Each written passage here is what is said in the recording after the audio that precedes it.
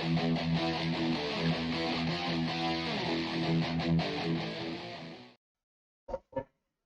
बार फिर स्वागत है दोस्तों आप सभी का अपने YouTube चैनल 1-to-1 क्लासेस में।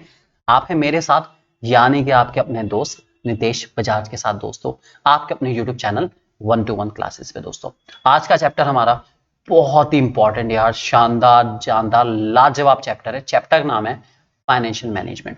इस फाइनेंशियल मैनेजमेंट के दोस्तों 20 मोस्ट इंपॉर्टेंट एमसीक्यू दोस्तों आज हम डिस्कस करने वाले हैं आपके साथ। ये एमसीक्यू आपको बहुत ज्यादा हेल्पफुल होंगे अगर आप तैयारी कर रहे हैं सीयूईटी बिजनेस स्टडीज के लिए। भाई बहुत इंपॉर्टेंट है, इवन अकाउंट्स के लिए भी यार। ये चैप्टर तो थोड़ा थोड़ा डेट इक्विटी वाला है, अकाउंट से भी रिलेट कर जाता है, ठीक है। अकाउंटेंसी के लिए भी काफी हेल्पफुल है।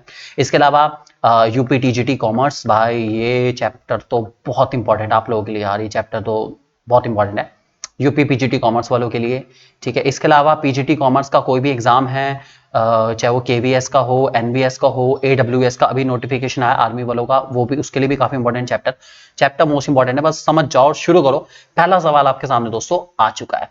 बात करते हैं पहले क्वेश्चन की। क्वेश्चन है which financial decision has been discussed in the above case, मतलब कौन सा फाइनेंशियल डिसीजन है। पता आपको 3 फाइनेंशियल डिसीजन होते हैं आपको, ठीक है। इन्वेस्टमेंट है हमारे पास, इसी में दोस्तों फाइनेंसिंग होता है, और इसी में दोस्तों हमारे डिविडेंड भी होता है। इसमें से पहचानना 3 में से कौन सा है। सोचते हैं, समझते हैं, पहचानने की कोशिश करते हैं। Temptation is a food joint in Imperial Mall in Bangalore. It is becoming popular among students and working people due to healthy on the go dishes on its menu like paneer wrap, chicken, chickpeas salad, grilled sandwiches etc. It has decided to open new branch। भाई नए branches खोल रहे हैं, ठीक है। कहाँ पे? बैंगलोर में।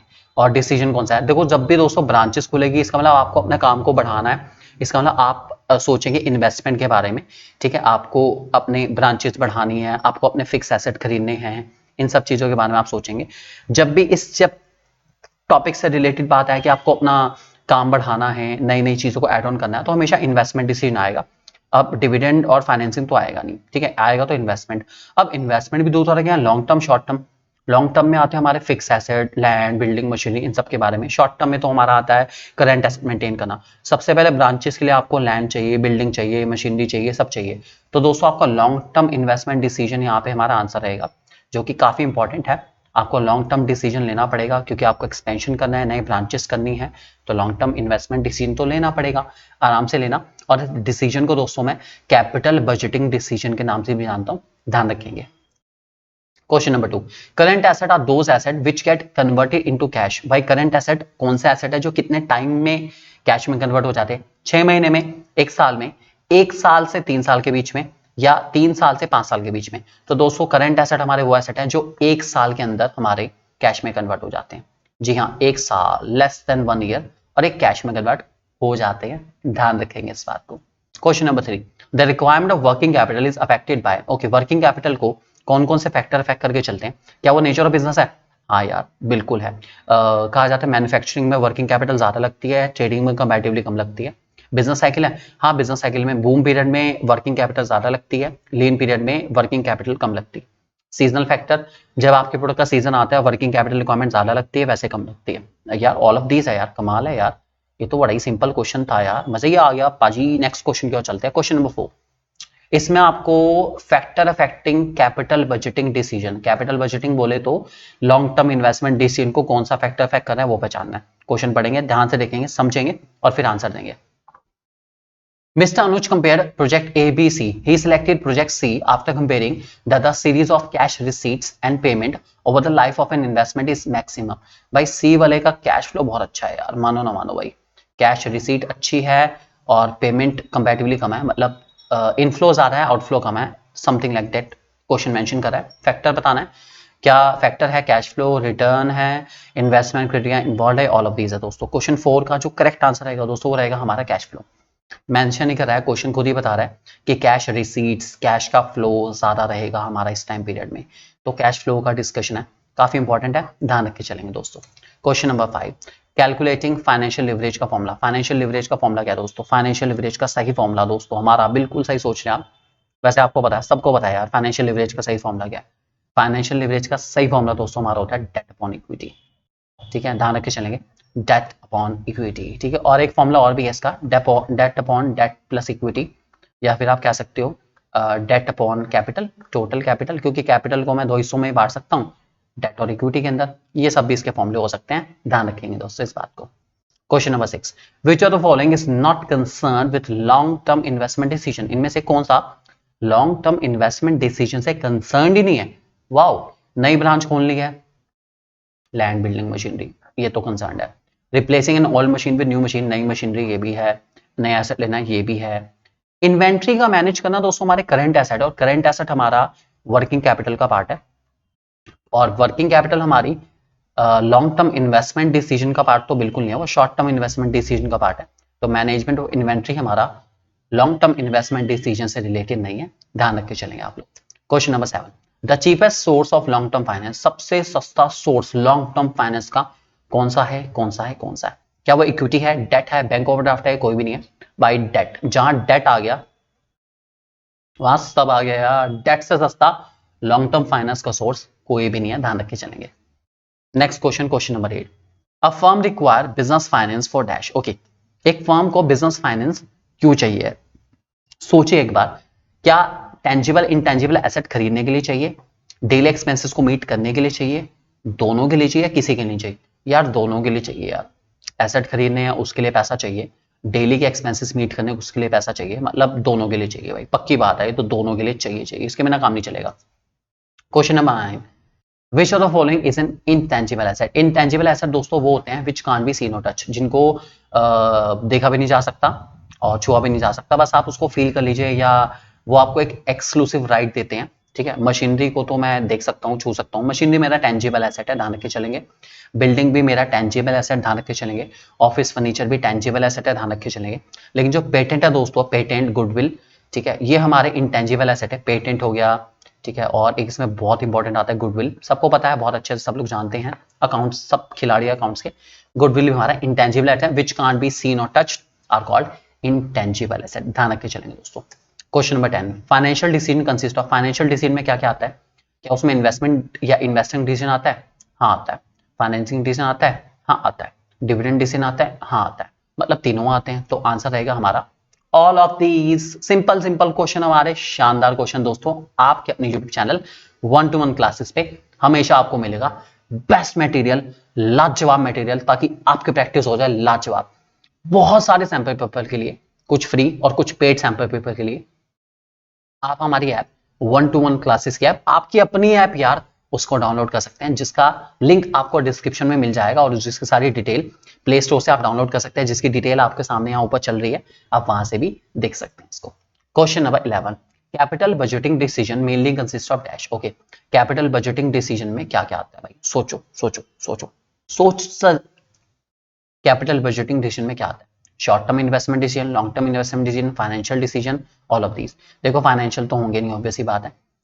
जो हमारे कैपिटल बजटिंग डिसीजन होते हैं दोस्तों, वो हमारे लॉन्ग टर्म इन्वेस्टमेंट डिसीजन का दूसरा नाम है, ठीक है। ये हमारे लॉन्ग टर्म इन्वेस्टमेंट डिसीजन होते हैं, जिसको मैं कैपिटल बजटिंग डिसीजन के नाम से भी जानता हूं, ध्यान रख के चलेंगे। Question number 12, long term investment decision also known as dash. अभी पीछे बताया, अभी पीछे आया था, लॉन्ग टर्म का दूसरा नाम हमें पता है कैपिटल बजटिंग डिसीजन होता है।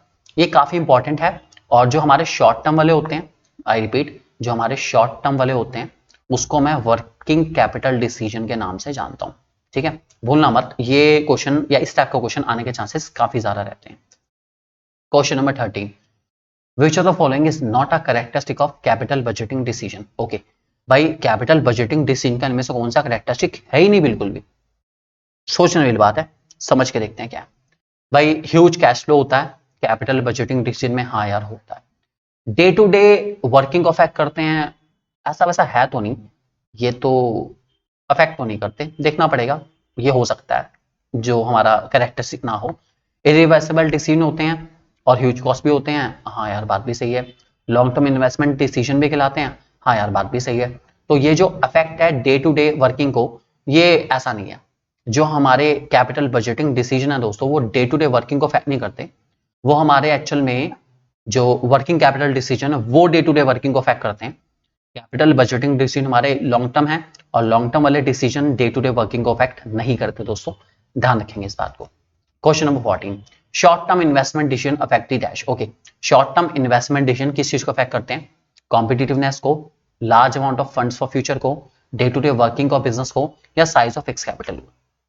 जस्ट अभी पिछले क्वेश्चन में इससे रिलेटेड ही हमसे पूछा गया था और आप लोगों ने बहुत अच्छे से आंसर दिया था। मैंने आपको बताया था कि जो हमारे शॉर्ट टर्म होते हैं, जिसको मैं वर्किंग कैपिटल डिसीजन के नाम से भी जानता हूं, ठीक है, वो किस चीज को अफेक्ट करते हैं? वो अफेक्ट करते हैं हमारे किसको किसको किसको, सोचो सोचो सोचो, वो अफेक्ट करके चलते हैं दोस्तों हमारे day to day working of business को। दोस्तों ध्यान रख के चलेंगे आप लोग हमेशा इस क्वेश्चन को। नेक्स्ट क्वेश्चन, क्वेश्चन नंबर 15 आपके सामने आ चुका है। Dash means estimating the funds requirement of business and determining the source of funds for current and fixed asset and future expansion prospect। इनमें से क्या या किस चीज का मीनिंग है कि वो पैसा आपको अरेंज करना है, ठीक है, जो फंड्स आपको चाहिए अपने फिक्स एसेट के लिए, और फ्यूचर एक्सपेंशन आपको कैसे कैसे करना है। मतलब बेसिकली पैसा कहां कहां से आएगा और कहां कहां पे लगेगा, ठीक है, फिक्स एसेट, करेंट एसेट कितने कितने होंगे, आपके फ्यूचर एक्सपेंशन प्रोजेक्ट क्या क्या है। मतलब इनमें से कौन सी ऐसी चीज है जो आपके फाइनेंसिंग डिसीजन और इन्वेस्टमेंट डिसीजन का सम है। तो दोस्तों वो कैपिटल स्ट्रक्चर तो बिल्कुल भी नहीं है, डिविडेंड डिसीजन बिल्कुल भी नहीं है, वर्किंग कैपिटल बिल्कुल भी नहीं है, इसका नाम है फाइनेंशियल प्लानिंग। फाइनेंशियल प्लानिंग आपका फाइनेंसिंग डिसीजन और इन्वेस्टमेंट डिसीजन का सम है, और उसमें मैं सोचता हूं कि कितना पैसा मुझे चाहिए और वो पैसा कहां कहां से आएगा और वो पैसा कहां कहां लगाना है, कितना पैसा फिक्स एसेट में लगाऊंगा, कितना पैसा वर्किंग कैपिटल में लगाऊंगा, और पैसा आएगा कहां से, कितना डेट होगा, कितना इक्विटी होगा, ये सब कुछ मैं सोच के चलता हूं दोस्तों, किसमें? फाइनेंशियल प्लानिंग में। ध्यान रख के चलेंगे दोस्तों। Question number 16, the long term objective of financial management is to dash. Okay, long term objective क्या है फाइनेंशियल मैनेजमेंट का? Long term long term long term, लंबे समय का ऑब्जेक्टिव। क्या ये ऑब्जेक्टिव है मैक्सिमाइज अर्निंग पर शेयर है, मैक्सिमाइज फर्म कॉमन स्टॉक है, मैक्सिमाइज रिटर्न ऑन इन्वेस्टमेंट है, या मैक्सिमाइज मार्केट शेयर है दोस्तों?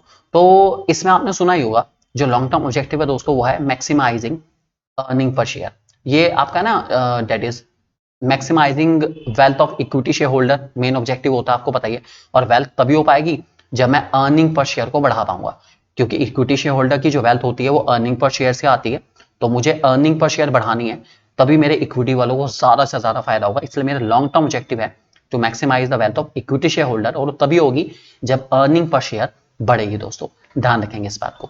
Question number 17, financial leverage refers to the rate of change in earning per share for a given change in earning dash. क्या है दोस्तों? सोचिए एक बार, फाइनेंशियल लिवरेज किस चीज के चेंज को कहते हैं? अर्निंग पर शेयर तो चेंज होता है, और किस वजह से होता है आपको सोच समझ के बताना है। आंसर नंबर 17 क्या होगा दोस्तों? सोचेंगे ध्यान से। इसका सही आंसर दोस्तों हमारा रहने वाला है, क्या रहेगा? क्या वो बिफोर टैक्स है, before interest but after tax है, बिफोर इंटरेस्ट एंड टैक्स है, या आफ्टर इंटरेस्ट एंड टैक्स है? तो दोस्तों ये रहेगा हमारा बिफोर इंटरेस्ट एंड टैक्स, ठीक है, जिसको मैं कहता हूं ईबीआईटी। ईबीआईटी का आप नाम सुना ही होगा, EBIT, earning before interest and tax. इसी के दोस्तों हम लोग फाइनेंशियल लिवरेज कह के चलते हैं, ध्यान रखेंगे दोस्तों। Question number 18, name the financial decision in which businessman uses huge amount of funds for introducing advance technology. भैया एडवांस टेक्नोलॉजी लानी है, कौन सा फाइनेंशियल डिसीजन है यार? ये तो बड़ा सिंपल सा हो गया यार। ये हो गया दोस्तों हमारा इन्वेस्टमेंट डिसीजन। नई टेक्नोलॉजी, नई मशीनें, उसके लिए क्या चाहिए? इन्वेस्टमेंट चाहिए, पैसा चाहिए बहुत सारा। और इन्वेस्टमेंट डिसीजन का अगर पॉइंट पूछें तो दोस्तों वो रहेगा हमारा कैपिटल बजटिंग डिसीजन। ये आप ध्यान रख के चलेंगे दोस्तों। Question number 19, how operating cycle affect the capital requirement, या कैपिटल रिक्वायरमेंट को कैसे अफेक्ट करता है वर्किंग कैपिटल को? ऑपरेटिंग साइकिल देखना पड़ेगा भाई, क्वेश्चन को देखते हैं एक बारी।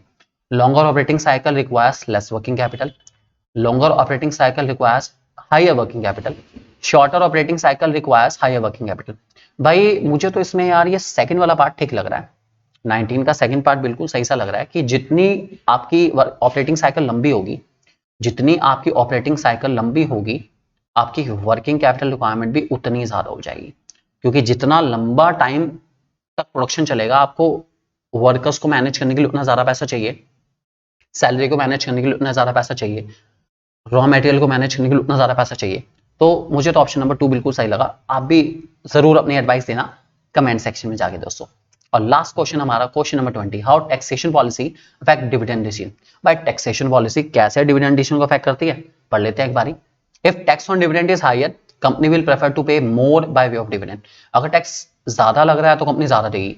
नहीं यार, कंपनी बेवकूफ थोड़ी ना है। अगर टैक्स डिविडेंड पे ज्यादा है तो कंपनी कम से कम डिविडेंड दे पाएगी। हाँ यार, बात तो सही सी लग रही है वाली। और टैक्स डिविडेंड पे अफेक्ट नहीं करता डिविडेंड कितना पेगा? नहीं यार, टैक्स तो बहुत अफेक्ट करता है डिविडेंड को। तो ऑप्शन नंबर 2 इसमें मुझे सही लग रहा है। ऑप्शन नंबर 2 दोस्तों इसका आंसर है। काफी इंपॉर्टेंट है ये सारे पॉइंट्स। अगर आप पढ़ेंगे कि कौन कौन से फैक्टर हैं जो डिविडेंड डिसीजन को अफेक्ट करते हैं, तो आप बहुत अच्छे से और गहराई में, बहुत ही ज्यादा गहराई में जाके मजे तरीके से और बढ़िया तरीके से आप समझ पाएंगे कौन कौन सा फैक्टर है जो किस चीज को अफेक्ट करके चलता है। ध्यान रख के चलेंगे दोस्तों। जल्दी से बिना किसी देरी के हमारा चैनल, आपका अपना यूट्यूब चैनल 1-to-1 क्लासेस को सब्सक्राइब करिए दोस्तों, और हमारी ऐप को डाउनलोड करना बिल्कुल मत भूलिएगा। बहुत सारे अमेजिंग कंटेंट और बहुत सारे अमेजिंग टेस्ट के लिए दोस्तों। This is your own friend Nitesh Bajaj signing off दोस्तों। Thank you very much for being with us. Have a nice day.